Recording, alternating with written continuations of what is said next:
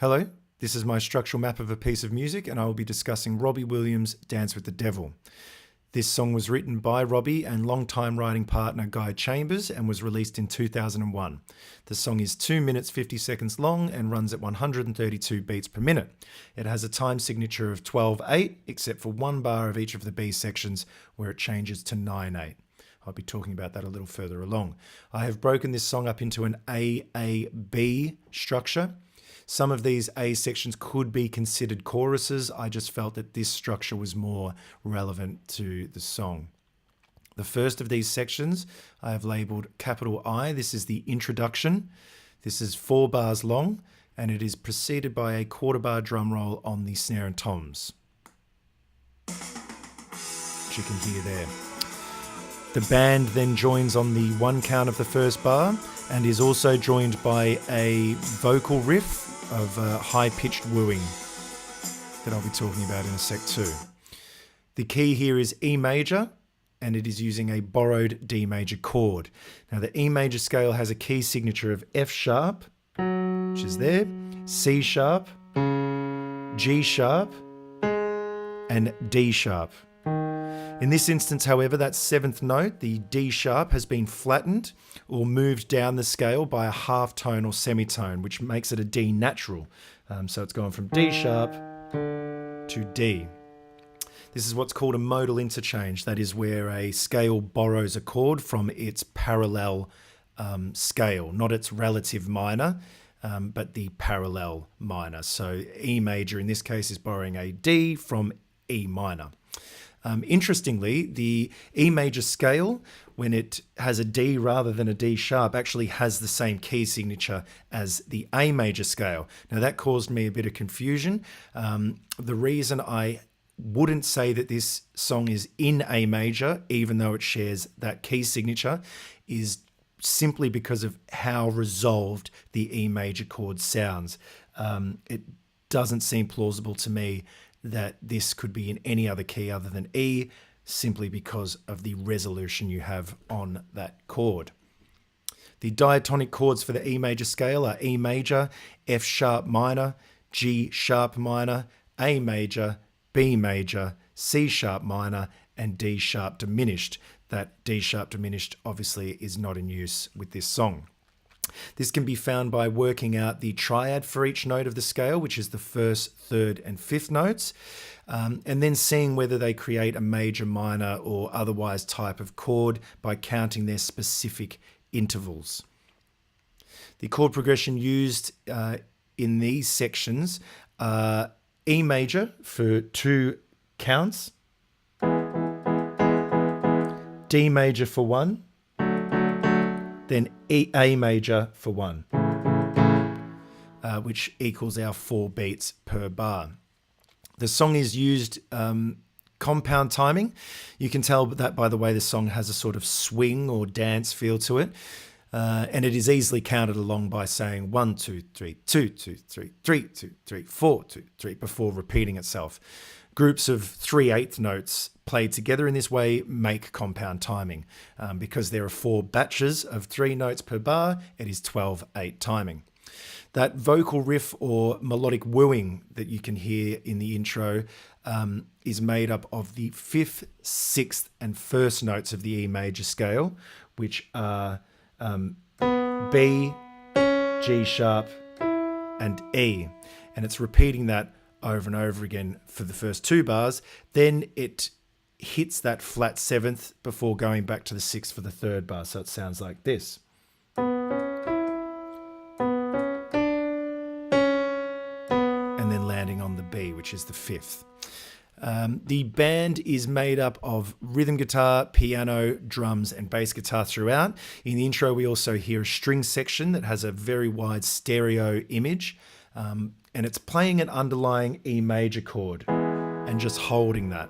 It occasionally moves up to the F sharp briefly before coming back to that E major.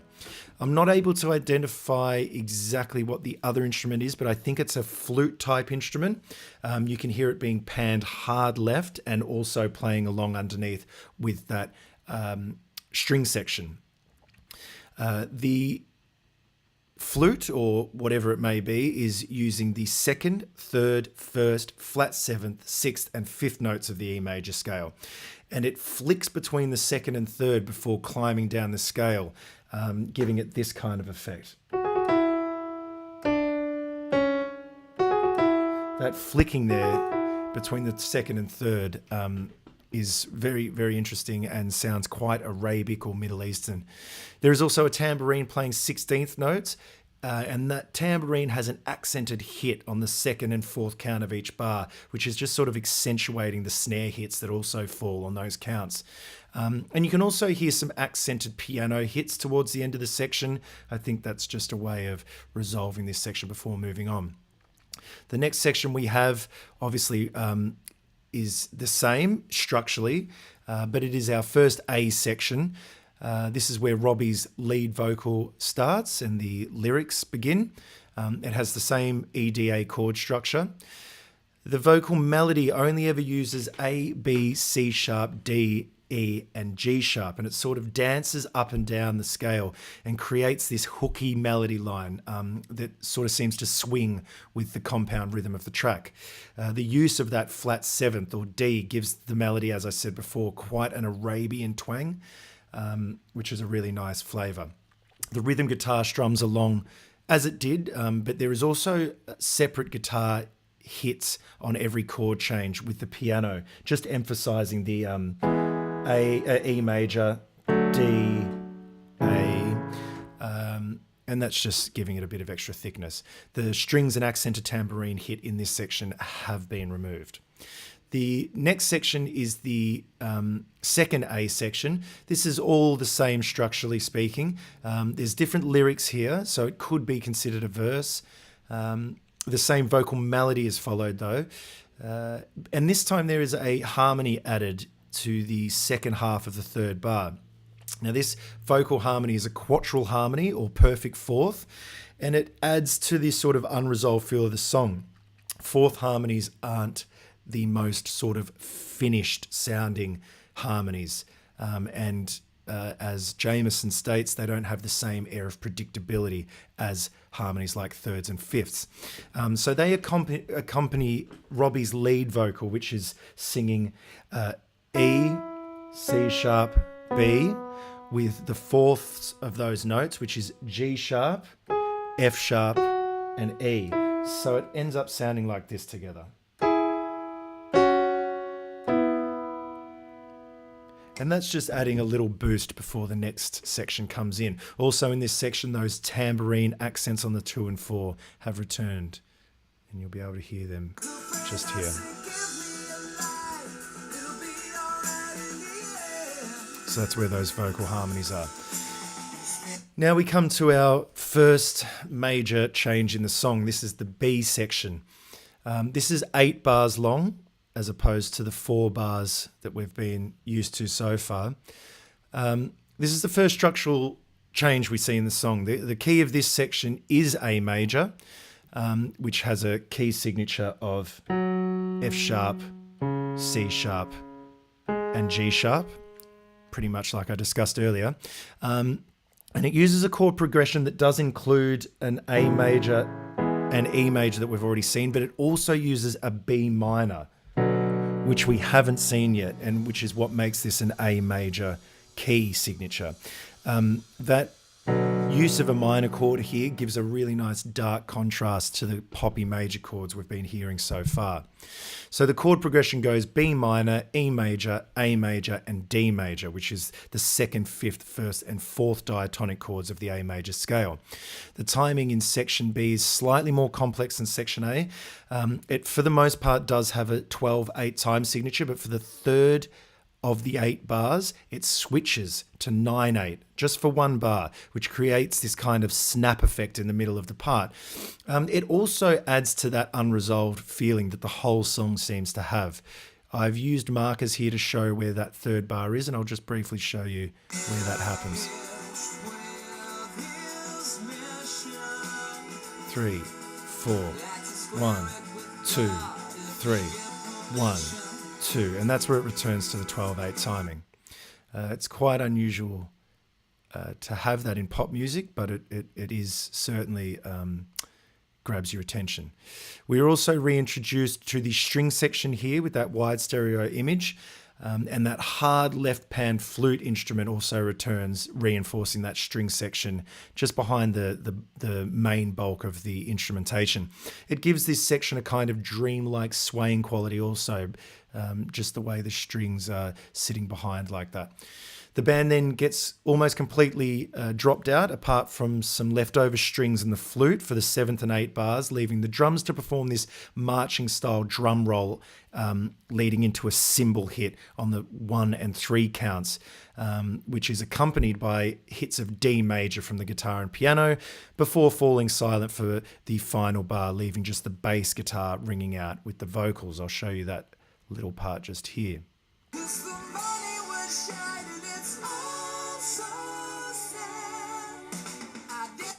Now you'll also notice that there is a lead vocal harmony happening there again. That once again is a quatuor harmony. This time it's at a higher pitch and it runs down the scale with C sharp, B, A. Robbie's singing C sharp, B, A, and the harmony is using the fourths of F sharp, E, D.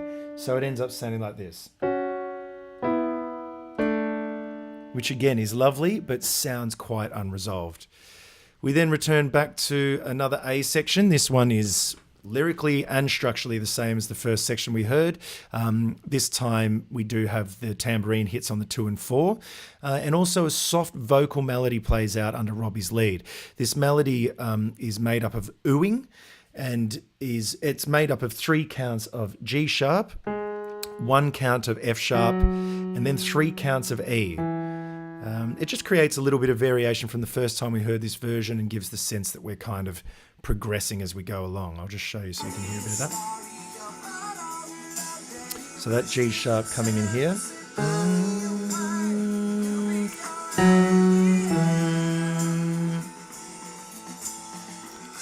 The next section here that we've just come into is again A section, but this time it's an instrumental. The lead vocal takes a break and there are no lyrics. The wooing that we heard in the introduction is back. The B, D, D, D, D, D, D, D returns. The only other major difference here is that flute type instrument has now moved much further forward in the mix. It continues to play that nice little lick on the E major scale, but it has been brought much further forward. So much so you could almost call this a solo for that instrument, but because it's playing the same thing that it was playing earlier and repeats over and over again, I wouldn't say it's a solo. I would just say it's an instrumental that's been put there to break up the monotony of having another A section. We then return to another B section. Now this one is structurally the same again as the other B section. It has that 1 bar of 9/8 timing. It's the same chord progression and is in A major. This time there's some more interesting vocal things happening. Robbie's first line is answered with an R made up of E, F sharp, G sharp and B notes before landing on that A to resolve nicely. I'll play that for you here. It is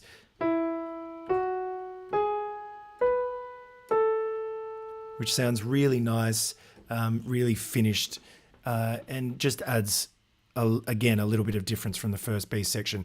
There is also harmonies when Robbie says, do the dishes, and this time there's 6th harmonies, singing F sharp and E as Robbie sings A and G sharp. The same vocals then echo Robbie's line of Judas with a step down from C sharp to B and then back up to the C sharp, and it just holds that. I'll play that last bit for you just so you can hear that.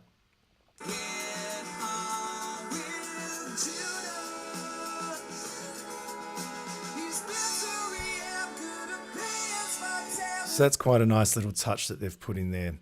The string and flute padding is more dominant in this last B section. It feels wider and more forward in the mix. Again, I think that's just a method of the illusion of progress as the song goes on.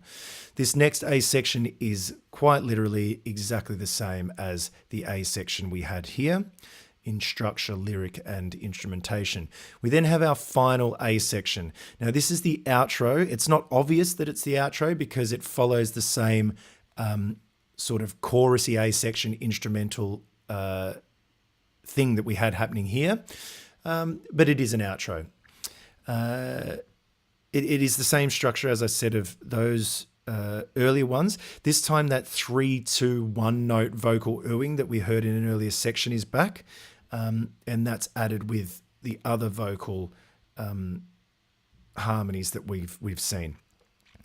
The music comes to a rest by going from A major, or the 4 chord of the E major scale, to the 1 chord, which is of course the E major, where it finishes. Now, finishing a phrase or song by going from the 4 chord to the 1 chord is what's called a plagal cadence. This is usually identified as being the Amen cadence, because it's commonly used in church when choirs finish a hymn by sort of going, Amen. It's not as, I guess you could say, tidy as a perfect cadence, which would be the 5th to the 1, but it's still a very nice finish. There's also a vocal accompaniment that ends on the G sharp, which is the major third of that E finishing note, which is a really nice resolved sound. So G sharp and E together sound very finished indeed. So that's it for my structural map of a piece of music. The last section here is my reference list or bibliography. I will also put that below the video just so it can be checked properly. That's it. Thank you very much.